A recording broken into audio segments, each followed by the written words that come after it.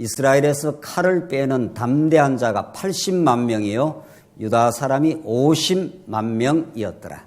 9절까지 우선 봉독 들었습니다. 우리는 지금 여러 달 동안 우리가 상고해왔던 사무엘상하의 마지막 24장 내용을 오늘 정리함으로 사무엘상하가 우리에게 개진하는 놀랍고 위대한 복음의 메시지를 오늘 결론 짓도록 그렇게 하겠습니다.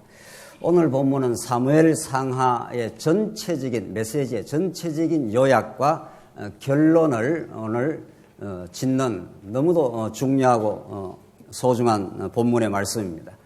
성경이 얼마나 놀랍고 기이한 하나님의 성령 하나님의 한 분 하나님의 감동으로 기록되고 너무도 치밀하게 잘 짜여진 진리의 말씀이라는 것은 우리가 익히 성경 창세기부터 계시록 전체의 흐름을 통해서 우리가 확인해 왔습니다만은 오늘 본문 같은 메시지는 이건 사람이 어떻게 기록하여 사무엘상하 전체 마지막에 이렇게 붙여놓았다고 할 수 없을 정도로 너무도 치밀한 하나님의 전략과 계시적인 전략과 그 짜임새가 24장 오늘 사무엘하에 잘 나타나 있습니다.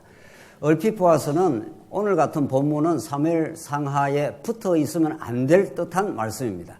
이미 하나님께서 다윗 왕국을 세우기로 작정하시고 준비 작업을 거쳐서 많은 그 시련의 시간을 통과하여 다윗 왕국을 건립하시고 또 밧세바 사건을 통해서 다윗이 말할 수 없는 참혹한 범죄를 저질렀지만 하나님께서 사랑의 징계는 하셨지만 끝끝내 다윗을 보호하여 왕으로 다시 등극하는 하나님의 그 위대한 언약 성취의 섭리를 통해서 하나님의 그 놀라운 살아계심과 그 능력과 자비하심을 이미 확정을 하고 다윗이 앞에서 찬양까지 터져버렸습니다. 그 위대하고 다윗을 사랑하신 또 다윗 왕국을 하나님의 능력으로만 세워진다는 걸 다윗이 뼈저리게 깨닫고 찬양하고 감격하고 그 감사하는 그것으로 사무엘상하가 종식되면 좋을 듯합니다. 성경 전체 사무엘상하로 봐서는 그렇게 사무엘상하가 종식되면은 아주 깔끔하고 아주 그 전체적인 구조로 봐서도 분명해 보이는데 오늘 본문 같은 24장 내용이 부록처럼 안 붙어도 될 것 같은 내용이 붙어 있습니다. 성경은 그런 내용들이 더 깊고 놀라운 하나님의 계시적인 의도를 갖고 있습니다. 다시 말해서 이는 우리 사람들의 생각과는 전혀 다른 하나님의 깊고 넓으신 그런 하나님의 생각과 의도가 오늘 24장 이 인구조사라는 내용에서 아주 심도 있게 드러나 있고 이것은 사무엘상하의 결론일 뿐 아니라 열왕기상하로 이어지는 연결고리가 됩니다. 이렇게 하나님께서는 사무엘상하, 열왕기상하, 역대기상하로 이어지는 저자가 다른데도 불구하고 하나님의 그 전략 속에는 사무엘상하의 마지막 이 인구조사 사건과 인구조사 사건, 그게 다윗의 심각한 범죄, 그로 말미암아 전염병이 도는 그 사랑의 처칙, 그래서 아라우나 타작마랑에서 다시 속죄 제사를 드림으로 다시 회복되는 역사, 이런 내용이 열왕기상하의 솔로몬 성전과 연결되어 갑니다.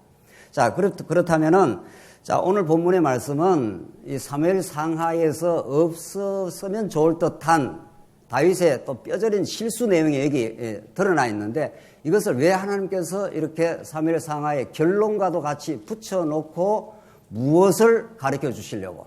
자, 우리는 지금 다윗 왕국의 마지막 이제 보호 장면인데 왕가를 회복시켰습니다. 이미 회복시켰는데 그 회복의 그 과정을 통해서 오늘 인구조사 내용이 마지막에 붙어 있으므로 깊고 융숭한 교훈을 주시려고 하는 겁니다.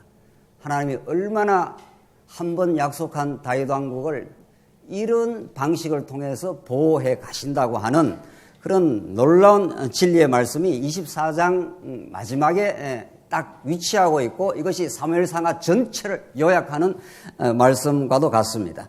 자, 우리 정리를 해봅시다. 지금 우리가 살펴가는 사무엘상하는 구약에서 이제 하나님이 아브라함에게 자손 땅 통치라고 하는 이 3대 언약, 그걸 한마디로 말하면 하나님 나라에 관한 언약, 그걸 하나님께서 주십니다. 내가 나라를 세우겠다 이런 뜻이죠.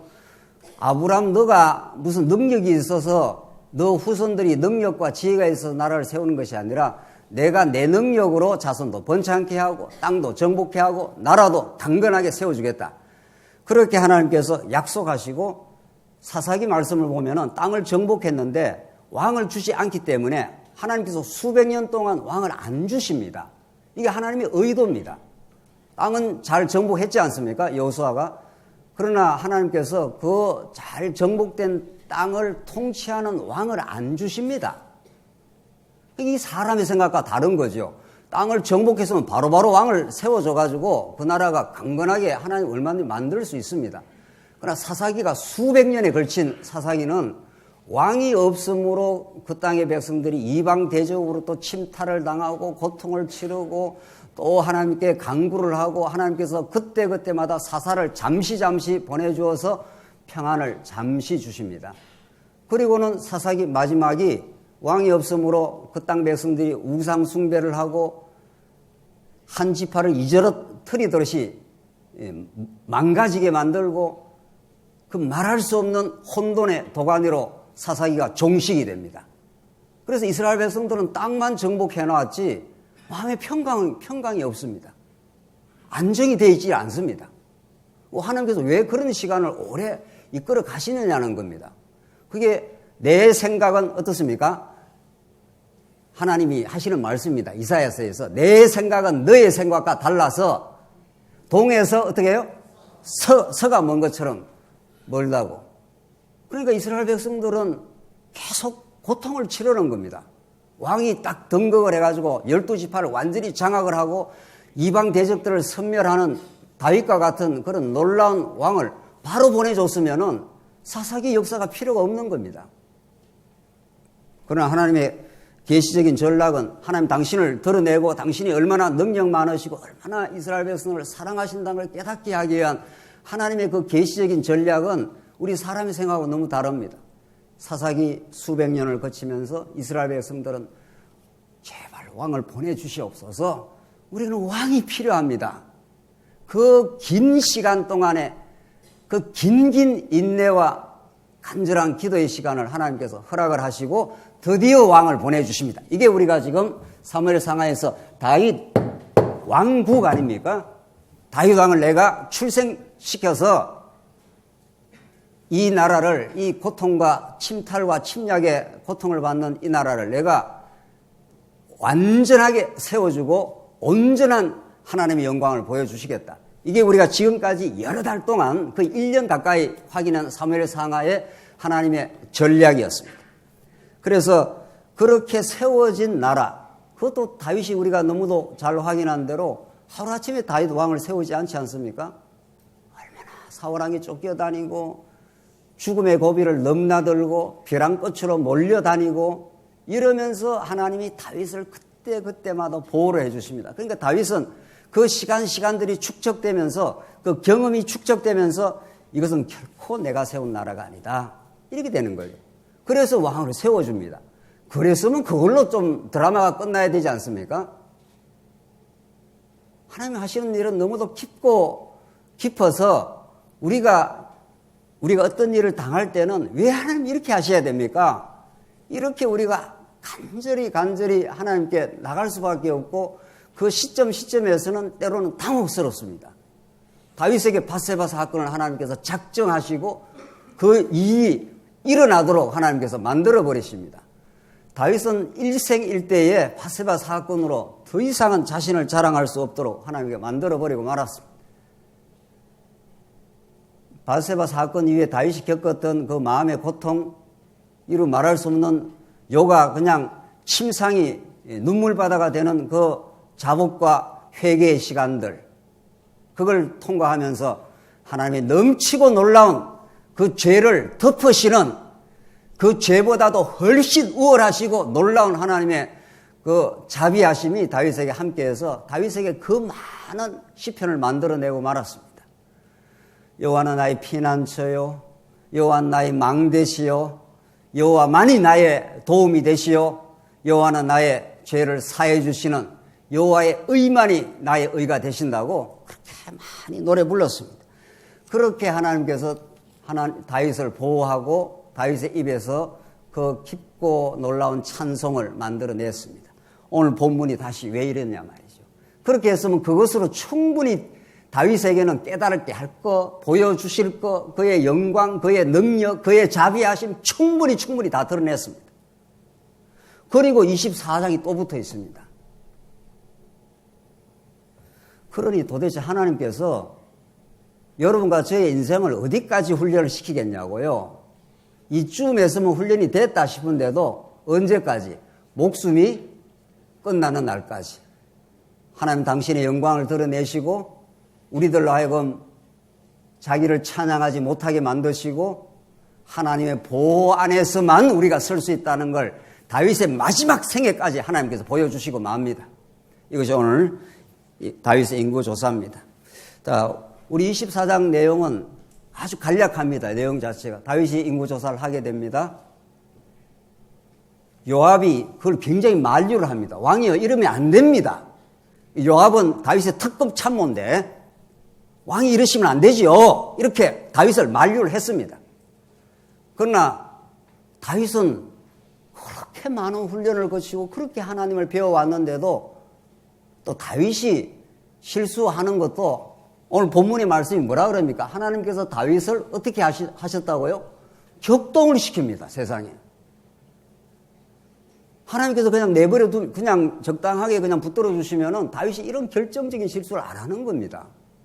다윗의 인구조사는 하나님의 권위와 하나님의 능력을 정면에서 딱 부정한 거예요. 그래서 인구를 세할 때는 130만 명이 다윗의 칼을 빼어든 자가 130만 명이라고 합니다. 다윗이 얼마나 부국 강병을 만들었으면은 우리나라 군대가 몇만 명입니까? 우리나라 군대가 얼마인지도 잘 모릅니까?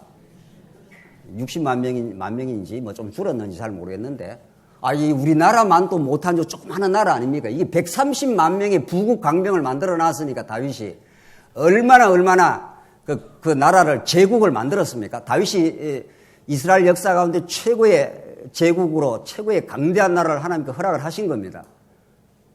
그러니까 다윗이 하나님을 의지한 게 아니고 그 많은 칼을 빼어든 130만 명의 그 군대를 의지한 거죠. 그러니까 하나님 의지 안 했다 이런 뜻입니다. 인구조사를 했다는 거는 단순히 우리 국민 수가 얼마나 조사를 했다는 뜻이 아니라 성경에서 인구를 조사를 했다는 게 우리가 잘 알고 있는 대로 하나님 능력과 하나님의 보호하심과 하나님의 언약의 신실함을 인정 안 하고 이 정도 군대니까 나라가 든든하지 이렇게 됐다는 거 아닙니까? 이게 하나님을 정면에서 거부하는 불신앙의 행위였습니다. 그것도 하나님께서 격동을 시켜가지고 역대기 하를 보면은 사단을 하나님께서 보내갖고 그렇게 했다고 그럽니다. 그러니까 실수도 내 마음대로 하는 것도 아닙니다. 하나님께서 그런 그 가운데 두면은 그 실수하게 되는 거 아닙니까? 그렇게 해서 인구조사가 일어나고 다윗이 그걸 인구조사 130만 명 인구가 보고가 떨어지자마자 그때라서 즉시 또 깨닫습니다. 하나님 내가 크게 잘못했습니다. 이렇게 하나님 앞에 바로 꼬꾸라지지 않습니까? 어떻게 할래? 내가 3가지 재앙을 줄 거니까 그 중에 하나 선택해봐 하니까 그래서 전염병이 돌아가지고 수만 명이 죽습니다. 다윗의 이 결정적인 실수 하나로 백성이 수만 명이 그 사랑했던 백성들, 그 동역자들, 그 동지들인데 전부 그들이 수만 명이 죽어나가는 현장에서 죽어나는 그 뼈아픈 아픔을 다윗이 또 겪습니다. 그러니까 하나님이 하시는 일은 이렇게 사무엘 상하가 끝납니다. 세상에. 그렇게 하고 다윗에게 하나님께서 갓 선지자를 보내가지고 그 범죄를 회복시켜 줄 수 있는 그 제사 제도를 이제 가르쳐 줍니다. 아라우나 타락마당에 가서 제사 드려. 이렇게 하나님께서 갓 선지자를 통해서 그래서 다윗이 제사 제도를 제사 속죄물을 드려가지고 그 진노가 그쳤더라. 이렇게 사무엘상하가 끝납니다. 그 말이 무슨 말입니까? 자 이제 결론부터 우리가 딱 알고 이제 본문을 더 들어가겠습니다. 그게 무슨 말입니까? 다윗은 그 강건한 제국 같은 나라를 하나님의 능력으로 세웠는데 결국은 인구조사라는 이 결정적인 실수를 하나님께서 허락하심으로 내 능력으로 세울 수 있는 나라가 아니었습니다. 나는 결국 하나님에 붙들어주지 않으면 죄인 중에 괴수입니다. 그래서 하나님밖에 없습니다. 그거 하나를 배우고 다윗을 인생을 종지부 찍습니다. 우리 모두도 그럴 겁니다. 우리 모두도 이 땅에 살아가는 목적이 결국 우리는 하나님의 은혜와 자비하심이 아니면은 아무것도 아닌 인생입니다. 그래서 하나님의 은혜와 그 무한한 영광만을 찬양하고 그분 한 분을 우리가 배우기 위해서 이 고단하고 어려운 광야길을 걸어왔고 하나님 보호 속에 살았습니다. 그 하나를 배우게 하시려고 드라마의 목적이 하나밖에 없어요. 드라마 제작자는 수많은 사건과 수많은 무슨 장면이 나타나고 인물들이 등장해도 성경이 이 대하 드라마 같은 이 계시 드라마인데 다윗 한 인생을 통해서 수많은 역사를 지금 거쳐왔지만은 결국 하나님 여호와지 내가 너를 지켜왔지 내가 이 강건한 나라도 내 능력으로 세웠지 그때 다윗이 참회하고 드디어 제사 드리고 용서받고 마지막 찬양하는 걸 끝나는 겁니다. 이렇게. 이게 사무엘상하의 결론일 뿐만 아니라 우리가 수년 동안 수십 년 동안 배워왔던 성경 전부의 이게 결론입니다. 이거 하나를 우리가 오늘 정확하게 우리가 마음으로 받고 우리가 진짜 아멘으로 소화하고 그렇게 하면 우리 인생은 너무도 복되고 너무도 아름다운 겁니다. 지난날의 실수, 그 몸부림의 세월들 아쉽고 우리 작년 기도했지 않습니까? 우리 한 해 돌아보면 인간적으로 아쉬운 게 너무 많지 않습니까? 하나님 이렇지 말았으면 좋았을 뻔했는데 그러나 그것도 우리 마음대로 안 되는 겁니다. 그런 아쉬움, 인간적인 후회 그런 것들이 우리가 남아있고 또 때로는 우리가 하나님 붙들어 주셔서 즐겁고 행복했던 시간들 그 모두를 하나님은 그 모든 재료들을 그 모든 소재들을 다 사용해서 한 드라마를 지금 만들어내고 있는 거죠. 이 놀랍고 위대한 하나님의 드라마를 그래서 다윗의 입에서 다시는 자기 찬양을 못하게 하고 하나님 찬양 이렇게 만들어내고야 마십니다. 하나님이 집요하고 놀라운 섭리가 우리 인생들에게 늘 있는 거죠. 자, 오늘 이 다윗의 본문을 이제 들어가겠는데 여호와께서 다시 이스라엘을 향하여 진노하사 그들을 치시려고 하나님이 딱 계획이 있는 겁니다. 치시려고 했는 것은 하나님은 언제나 때리시고 어떻게 하시는 거니까 싸매주는 거예요. 그래서 아라우나 타작마당에서 다시 싸매줍니다. 이 반복적인 역사를 다윗의 인생 말년까지 하나님께 끌고 가겠다 이런 뜻입니다.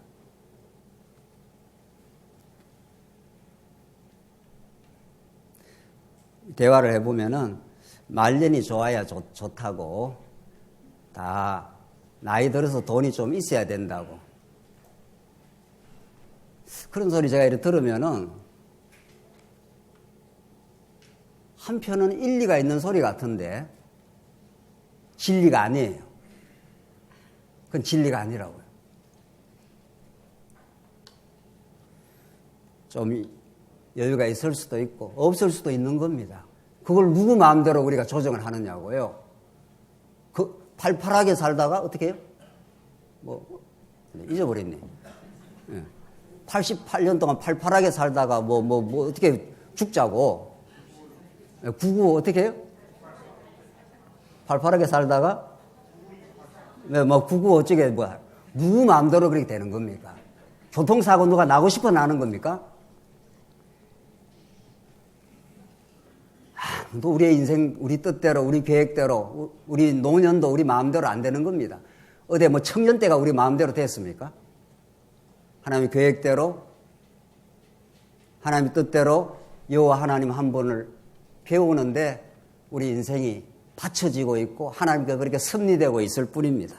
하나님이 다시 이스라엘을 향하여 진노하사 그들을 치시려고 하나님 치려고 계획을 딱 해놨습니다. 아무도 이 하나님이 짜여진 계획을 벗어날 수가 없습니다. 다윗을 격동시키사 이걸 역대기 상 21장 1절에서는 사탄이 일어나 이스라엘을 대적하고 다윗을 충동하여 이렇게 되어 있습니다.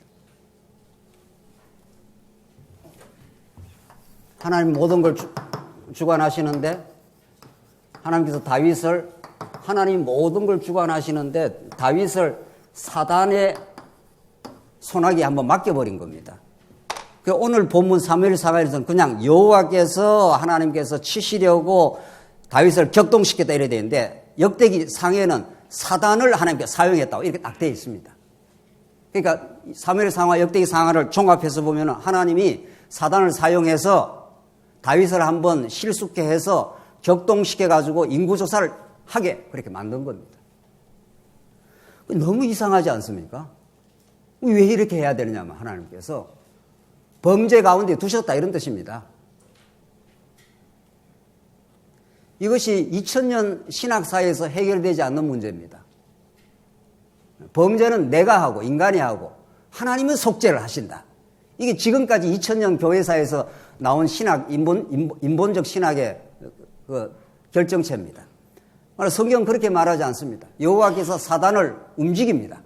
도구로 써서 다윗을 격동시켜서 인구조사를 그 범죄 가운데 두셔버리는 거죠. 왜?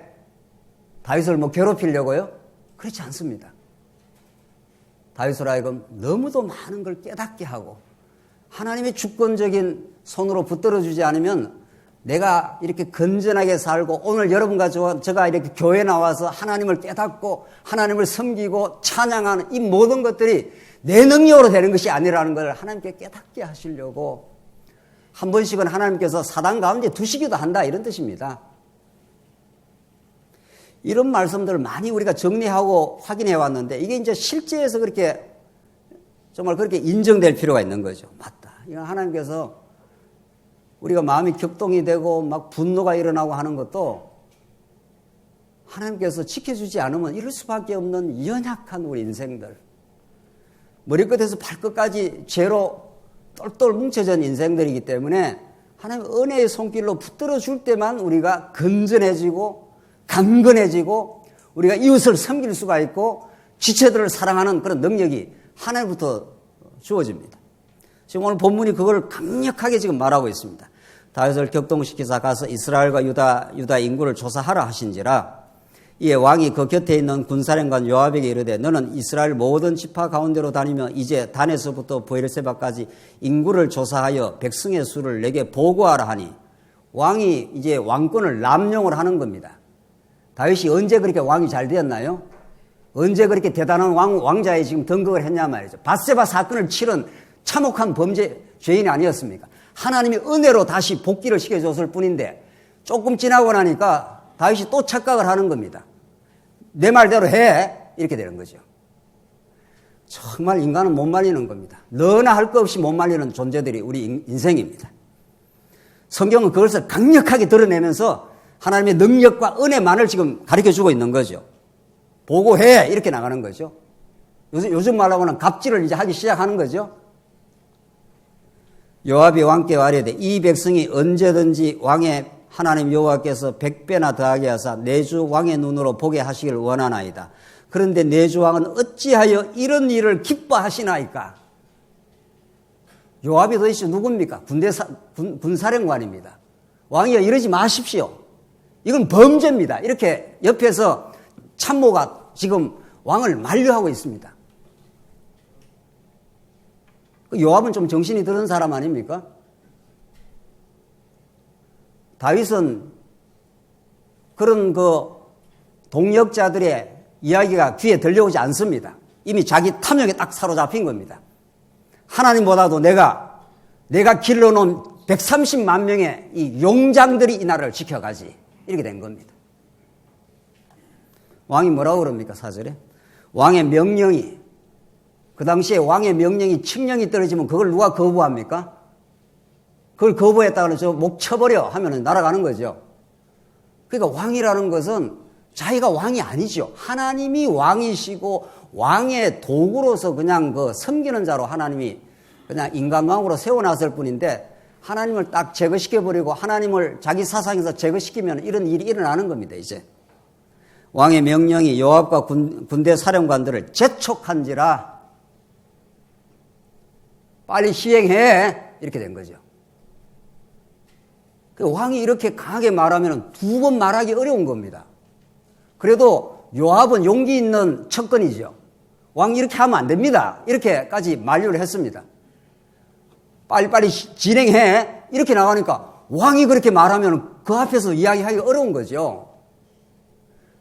이런 왕권의 남용은 다윗 왕만 그렇게 하는 게 아닙니다. 우리 가정에서도 얼마든지 일어납니다.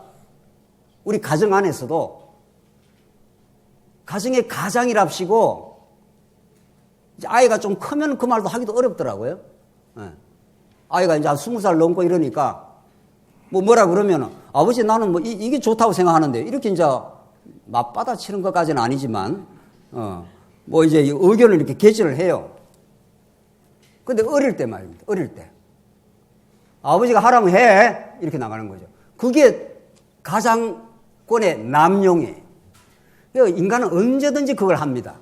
가정에서, 직장에서, 심지어 교회에서. 왕의 명령이 요압과 군대 장관들을 재촉한지라. 요압과 사령관들이 이스라엘 인구를 조사하려고 왕 앞에서 물러나. 왕이 두 번 이렇게 막 재촉해대면은 그게 거부하기 어렵죠. 그게 할 수 없이 요압은 그건 아닌데 하면서도 너무 다윗 왕이 그 왕권을 가지고 막 지금 시행을 해대니까 어쩔 수 없이 지금 하는 겁니다. 자, 그래서 두루 돌아다니면서 8절 그들 무리가 국내를 두루 돌아 9달 20날 만에 세상에 9달 20일이 걸렸습니다. 인구 조사를 하는데 얼마나 인구 그 군대가 많고 한지 말이죠. 얼마나 국력이 낭비가 되고 그 일을 수행하는 사람들은 이게 아닌데 하면서 해야 되고 말이죠. 얼마나 고통스러운 시간들을 지금 보내고 있습니까? 그건 약과입니다. 이제 9절 요압이 백성의 수를 왕께 보고하니 곧 이스라엘에서 칼을 빼는 담대한 자가 80만 명이에요. 유다 사람이 50만 명이었더라. 세상에 130만 명이 보고가 됐습니다. 다윗이 인간적으로 얼마나 허무했겠습니까? 그러니까 여러분과 제가 살아가면서 허무할 때가 그거 아주 위험한 때입니다. 네. 허무한 게 하나님으로 허무한 건 참 좋은데 내가 어떤 사업을 해서 내가 이게 이만큼 이루었지 허무하지 않습니까? 하나님이 가장 싫어하는 겁니다. 그게 하나님께 돌아가야 될 영광을 자기가 지금 착복을 하고 있는 중이죠. 이런 엄청난 이게 이제 이 인구조사가 이미 서두에서 말씀드렸습니다만은 이게 왜 범죄냐고요. 인구조사 좀 할 수도 있지. 우리가 상식적으로 일반적으로 생각하면 그렇게 생각할 수 있지 않습니까? 그런데 이것이 하나님의 입장에서는 다윗이 하나님을 거부한 하나님의 절대적인 주권과 그 언약의 신실함을 자기의 사상에서 제거시켜버린 가장 불신앙적 행위였습니다. 그래서 그걸 하나님께서 그것도 격동시켜서 하게 했다는 겁니다. 세상에. 그러니까 이런 본문은 굉장히 신학적으로 해석하기가 어려웠습니다. 그럼 뭐냐? 그러면 하나님이 다 하게 했으면 하나님 책임 아니냐? 이 말이 당장 나오지 않습니까? 신학자들이. 그러니까 이런 본문을 신학자들이 가장 난색을 표하고 해결하기 어렵게 보는 거죠. 그러니까 어거스틴 같은 우리의 믿음의 굉장히 선진도 타락은 인간이 자유의지를 했다는 거예요. 이 문제를 여러분들 어떻게 신학적으로 잘 정리를 하고 계십니까? 이거는 잘 정리해야 될 문제지 그냥 적당하게 알고 이렇게 지나가면 이게 우리 삶 속에 언제나 반복되는 일이기 때문에 이 하나님 절대 주권이 있습니다. 이 양극단이 있습니다. 자유의지를 철학에서 강조했고 신학에서도 이걸 받아들였습니다. 이 자유의지는 인간이 한다 이런 뜻입니다.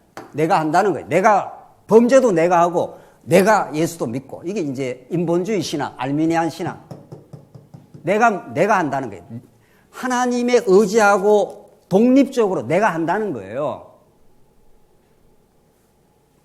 내가 안 하면 누가 하냐는 거죠.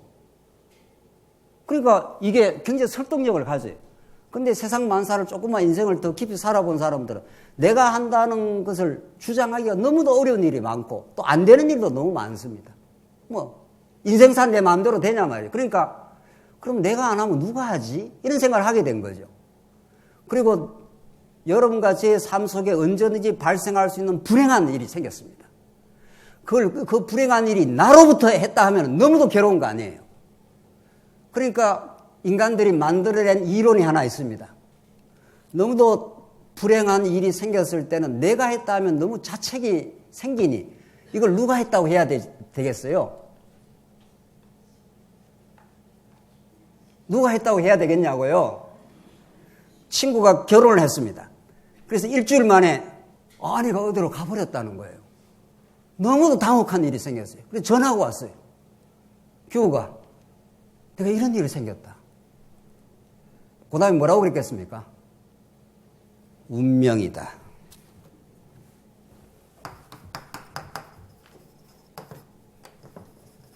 자유의지와 양극단이 운명론으로 쫙 갈라집니다. 혹은 숙명론. 내가 어떻게 항거할 수 없는 일이 일어났기 때문에 내 책임이 아니다 이런 뜻입니다. 그러니까 이거는 완전히 내가 한다는 거고 이거는 내가 하는 게 아니라 어떤 굉장히 고통스럽고 불행한 일이 생길 때 그걸 받아들일 수밖에 없잖아요.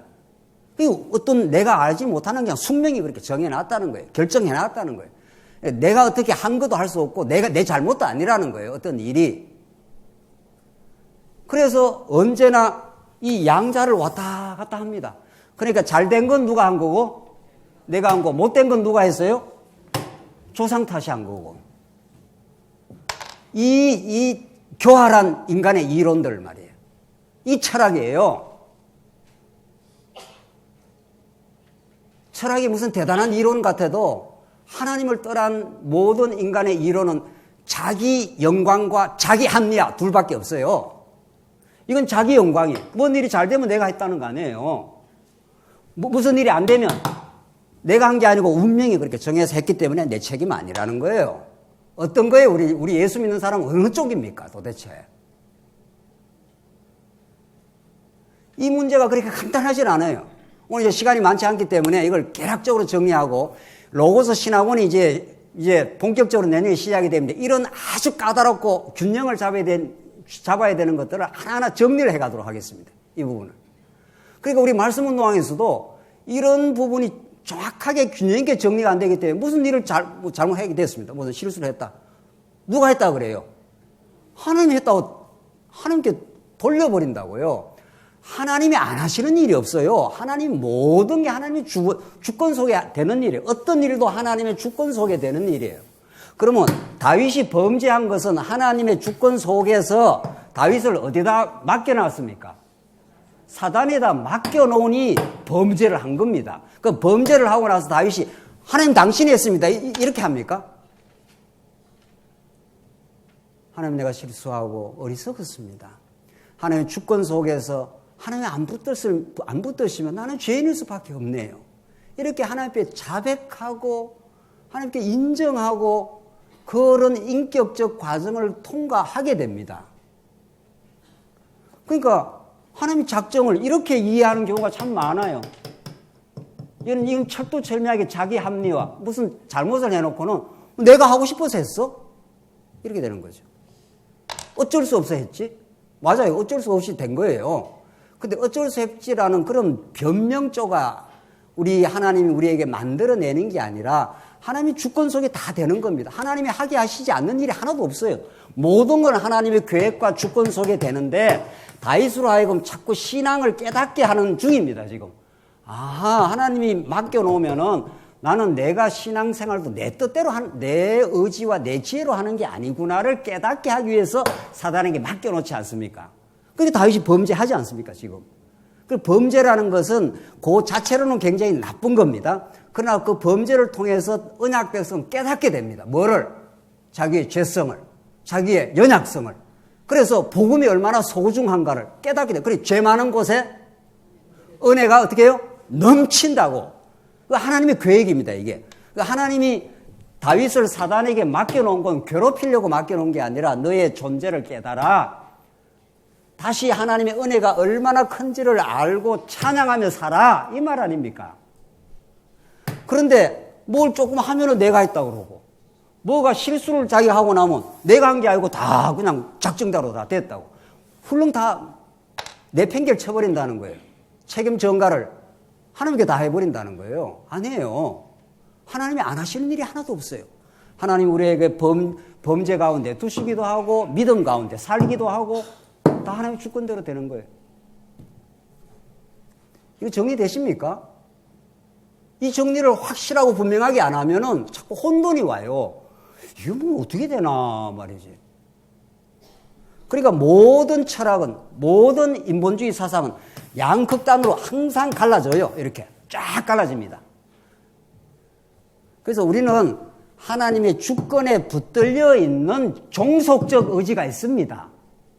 종속적 의지. 그러니까 무조건 자유의지도 없다 해버리니까 뭐 자유 없는데 뭐 멋대로 살지 뭐 이렇게 되는 거예요. 오히려 자유의지가 없다 이렇게 표현할 게 아니라 그건 아주 충분한 설명이 안 된 거예요. 하나님의 절대 주권에 붙들린 의지가 있을 뿐입니다. 이걸 우리는 신학적으로 종속적 의지 혹은 우리 신학적 용어를 쓰면은 지체로서의 의지, 머리 대신 그리스도에게 붙들린 의지가 있는 겁니다. 우리 손이라는 게 머리에게 붙들려 있지 않습니까? 그러니까 이 손이 마음대로 움직이는 게 아니죠. 머리가 의해서 움직여 가는 것 뿐입니다. 그러니까 종속적인 의지라고 생각을 정확하게 해야 하나님께서 나를 어두운 가운데 두시면은 실수할 수밖에 없습니다. 그리고 이게 참 어리석다는 걸 내가 알았습니다. 그런 인격적 깨달음이 자꾸 생기지 않습니까? 그러니까 하나님의 작정에 의해서 모든 건 하나님의 작정이고 우리가 신앙 가운데서는 여기에 붙들려서 작정에 붙들려서 신앙 인격적 과정이라는 게 있는 겁니다. 모든 건 하나님의 작정이에요. 그래서 신앙 인격이기 때문에 자꾸 깨달아갑니다. 하나님 내가 어리석었습니다. 내가 하나님을 인정하지 못하고 어리석게 살았네요. 하나님이 붙들어 주시니 이것도 하나님 작정이에요. 이렇게 떨어지는 것도 뭐 모든 게 작정이 아닌 게 하나도 없어요. 그래서 그걸 통해 자꾸 우리는 깨달아가고 있는 중입니다. 깨달아야 찬양도 할 거 아닙니까? 그런데 이 하나님의 작정론을 운명론 비슷하게 순명론 비슷하게 뭐든지 다 결정이 됐어. 뭐 결정이 돼 있지 결정 안 된 게 있겠어요. 다 결정이 돼 있지. 근데 이걸 숙명론적으로 결정되어 있기 때문에 내 책임은 아니야. 이렇게 나간단 말이죠. 하나님께서 우리에게 지워준 책임이 있습니다. 그러니까 다윗에게 너 범죄했잖아. 그러니까 다윗이 아이쿠 하나님 잘못했습니다. 이렇게 나오는 거죠. 그러니까 하나님께 붙들려 있습니다. 모든 게 하나님의 주권과 작정에 붙들려 있는데 다윗으로 하여금 점점 신앙이 점점 자라게 하고 있는 중입니다. 그러니까 처음 깨달을 때는 이 정도. 그 어린아이들은 애들은 엄마 잘못했잖아. 아버지가 잘못했잖아. 이렇게 하지만 성숙해가는 사람은 엄마 아빠가 미숙할 수도 있고 자신이 미숙할 수도 있고 그러면서 자꾸 은혜에 넘치는 은혜를 깨닫고 하나님의 능력에 붙들리고 그 깨달음의 성숙 과정이 있습니다. 그러니까 운명론은 의미도 없고 주관자도 없고 전부 합리화의 논리예요. 이거는 자기가 잘했다는 이야기고 우리 신앙은 하나님의 주권에 붙들린 종속적인 우리의 지체로서의 의지가 있는 거죠. 그러니까 우리가 이렇게 하나님이 주시는 능력으로 이렇게 살아가지 않습니까? 네. 어떤 것도 하나님이 하셨다고 믿는 거고 심지어 범죄하는 순간도 하나님이 안 붙들어주면은 이럴 수밖에 없습니다. 다윗이 그걸 지금 깨닫게 하는 거란 말이죠. 10절 다윗이 백성을 조사한 후에 그의 마음에 자책하고 나오지 않습니까?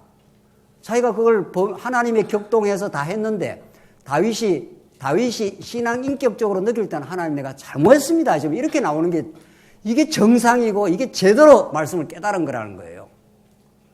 그러니까 우리는 어떤 일이 생기면 자꾸 남 탓을 자꾸 한단 말이죠. 그건 아직 신앙 이런 그 정확한 이해가 안 돼 있는 거죠. 이쪽으로 치우쳐 있거나 이쪽으로 많이 치우칠 수가 있는 거죠.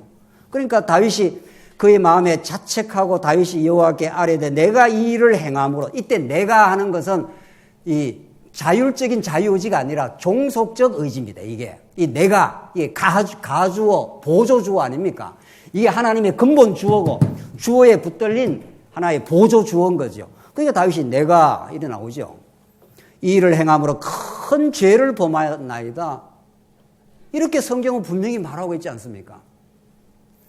여호와여 이제 간구하옵나니 종의 죄를 사하여 주옵소서. 내가 심히 미련하게 행하였나이다.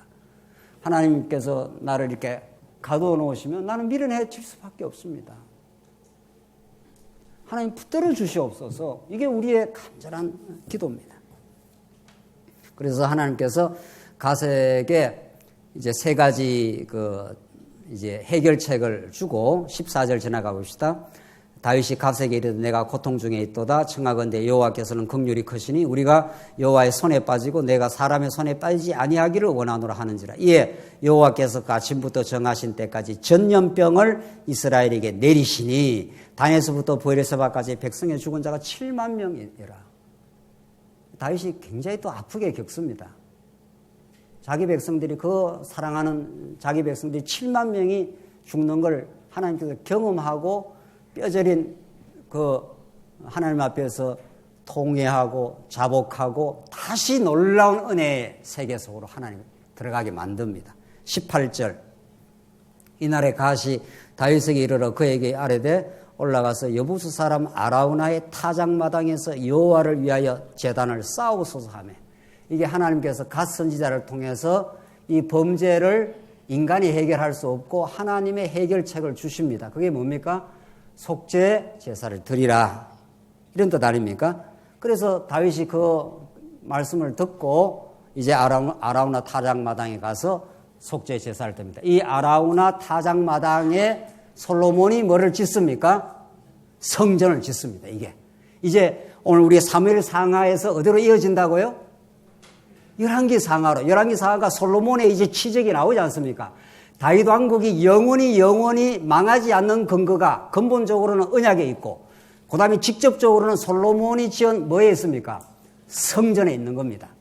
이 백성들이 다 범죄해도 언제나 성전을 향해서 기도하고 하나님 앞으로 나오게 되면 양을 한 마리 가져오면은 이스라엘 백성들의 죄를 하나님이 긍휼히 여기사 사하시고 그들을 다시 하나님이 만나주시는 그 놀라운 은혜의 시간을 하나님께서 주시겠다 이런 거죠.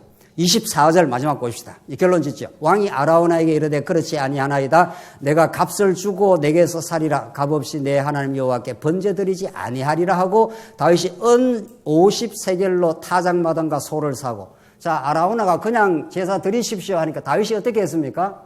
아니야 내가 값을 치불하겠다. 이게 무슨 말입니까? 다윗이 그냥 와서 제사 드리라 하는데 그냥 안 드리고 어떻게 한다고요? 값을 치른다는 거예요. 아브라함이 막벨라 굴을 살 때도 그냥 가져가라 했는데 아니야 내가 값을 치른다 그랬지 않습니까? 이게 무엇을 상징하는 겁니까? 그러니까 제사는 누군가가 하나 어떻게 해요? 죽어야 사는 겁니다. 대가 지불이 있는 겁니다. 속전으로 예수 그리스도가 값을 치러주심으로 여러분과 제가 전부 새 생명 가운데 살아났지 않습니까? 25절 그곳에서 여호와를 위하여 제단을 쌓고 번제와 화목제를 드렸더니 이 여호와께서 그 땅을 위한 기도를 들으심에 이스라엘에게 내리는 재앙이 그쳤더라. 할렐루야 한 거죠. 이거 하나님께서 그냥 이 속죄 제사를 안 했으면 7만 명이 아니라 수백만 명으로 지금 재앙이 번져갈 판인데 하나님 그 재앙을 멈춰 주셨습니다. 그 재앙 후 찬양이 터지는 거죠. 예수 그리스도의 십자가 사건 이후 아무도 부활할 수 없지만은 그 죽음에서 어떻게 해요? 3일 만에 부활을 통해서 하나님의 아들을 인정되시고 만 백성들의 언약 백성들의 모든 죄를 사해 주실 그 놀라운 성전을 지금 내다보면서 사무엘 상하가 끝나고 있지 않습니까? 그러니까 열왕기 상하에서 이제 솔로몬이 이제 드디어 왕권을 가지게 되고 성전으로 지어져 가는 이 찬란한 이 다윗 왕국의 계승사가 지금 이어져 가는 거죠. 분명해졌습니까? 이렇게 사무엘 상하가 끝남으로 다윗의 입에서는 다시는 자기를 찬양하지 못하게 하고 우리 여호와 하나님의 긍휼과 자비하심 이 험악하고 참혹한 죄에도 불구하고 하나님 붙들어 주시지 않으면 언제나 범죄할 수밖에 없는 상황이지만은 하나님께 다시 성전에서 이제 예수 그리스도 안에서 온전한 제사를 드리게 하여 우리 하나님의 긍휼과 자비의 손에서 빠지지 않도록 하나님께 해주셨다. 할렐루야 이렇게 된 거죠. 이 할렐루야 같이 한번 해야 되는 건데 말이죠.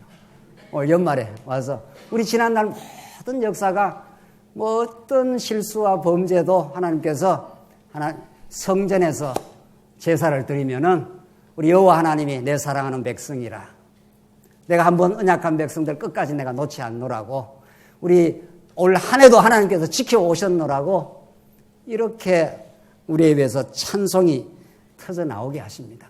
예수 그리스도는 다윗 왕보다 더 우월하신 왕이시요 솔로몬이 지은 성전보다 이 성전보다 더 큰 성전이 내가 있다 이렇게 하셨지 않습니까? 구약의 모든 사건들이 누구한테 와서 성취가 되는 겁니까? 예수 그리스도 한 분에 와서 왕이시고 성전 되신 예수 그리스도 안에서 그 구약의 모형과 그림자가 온전하게 성취되고 지금 여러분과 저와 함께 하십니다. 기도하십시다. 자비하신 하나님 아버지 은혜를 감사합니다. 오늘 2018년 한 해를 돌이켜보면서 하나님의 넘치는 은혜와 보호 속에 살았습니다. 때때마다 우리가 범죄하며 어리석게 살 때도 하나님 우리와 함께 하시고 우리가 얼마나 연약함을 깨닫게도 하시고 이제 성전 되신 예수 그리스도 안에서 우리 하나님 여호와의 이름을 찬양할 수 있게 하셔서 감사합니다. 그 기쁨의 복음적 찬양이 우리 삶을 지배케 하나님께서 인도해 주시옵소서. 예수님 이름으로 기도하옵나이다. 아멘.